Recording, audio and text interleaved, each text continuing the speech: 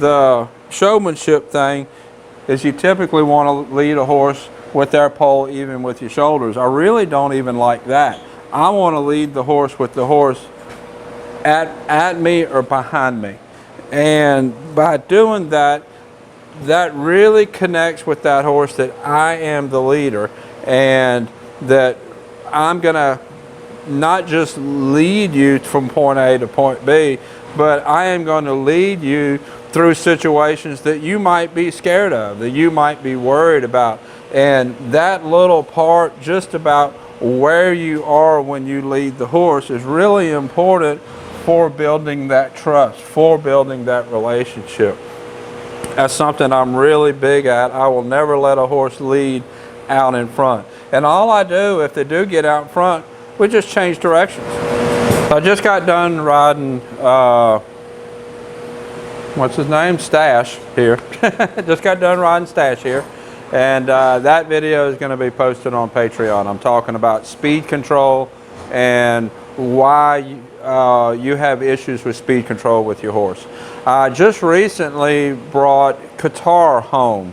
It was a pretty far trip. I don't typically do that, but when she sent Qatar to me, she told me about the issues that she was having with him at home. And when he came here, he really didn't show me any of those issues. So I rode him, and he's a nice horse. I worked on some things, but I didn't feel like I was able to work specifically on the issues that she wanted me to work on. So I brought him home, I rode him there. I posted a video of that. If you'd like to watch that video, it's up there of the whole ride. It's almost an hour long. And then after I rode him, the owner rode him. And I went over with her little things. And there was a lot of little things that I did different than what she did. And overall, when you look at the big picture, I didn't really do anything different than what she did. But one of the things we talked about when she got on him, and she went straight to loping him close to the door where the issue was. Where when I got on him, we loped just close enough to the door that he worried, but enough that we could keep going and enough that I could build that relationship with him, to build the partnership that he worried, but it was okay. He didn't get hurt, didn't get eaten. He worried, but he started building trust in me as a leader. And when she got on him, she loped really close to the door the first time. So that's one of the things we had a conversation about. Those little things make a huge difference when you talk about training your horse, building that relationship, building that trust between you and your horse.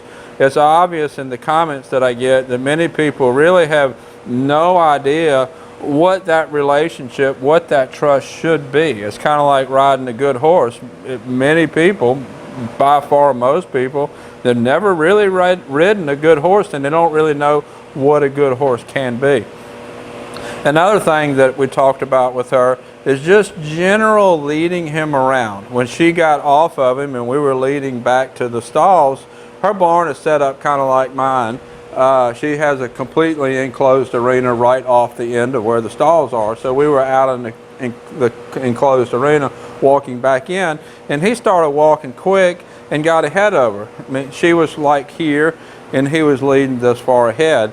And that's a big thing that I will not let happen, because once the horse gets that far ahead, then you're no longer leading. The horse's attention is going to go on to whatever the thing is that the horse is wanting to go to. And Qatar's, his situation, he was wanting to go back to the stall so he could eat being in the stall. And I don't even, the showmanship thing is you typically want to lead a horse with their pole even with your shoulders. I really don't even like that. I want to lead the horse with the horse at me or behind me.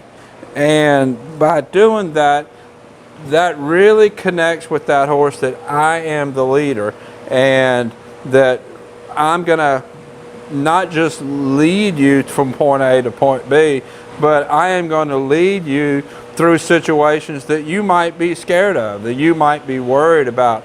And that little part just about where you are when you lead the horse is really important for building that trust, for building that relationship. That's something I'm really big at. I will never let a horse lead out in front. And all I do, if they do get out in front, we just change directions.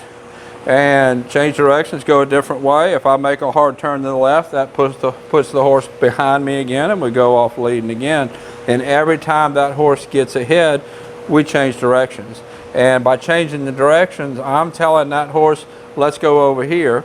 When I go over here, we lead over there, the horse's brain starts to connect to me, we're going over here. And when that happens, the horse's brain is leaving whatever it's paying attention to out there and coming to me. And that is huge when you're starting to talk about building your relationship, working a horse through spooky objects, places it don't want to go, scary situations, really a big deal. And in the end, I really think that Qatar is going to do very well with his owner. We're going to set up some video lessons, and she's a very experienced rider, but this type of brain that Qatar has is new to her. He has a very cowy brain and a very ADHD attention span, very much more like a cow horse, even though he's an Andalusian. So I think the tips that I gave her with how to connect with him and develop that partnership with him, they're going to be able to go a really long ways, because he's really a good horse to ride. He wants to be good, but he's not a real confident horse on his own. Even though sometimes he'll kind of make you think he is, he's really not a real confident horse, and he needs that riding partner to be his leader. So if you have that situation going on with your horse, put it in the comments below and we'll talk about it and see if I can help you work that out with your horse. And if you want to see that video of me riding Qatar at home, I posted that on Facebook and on YouTube.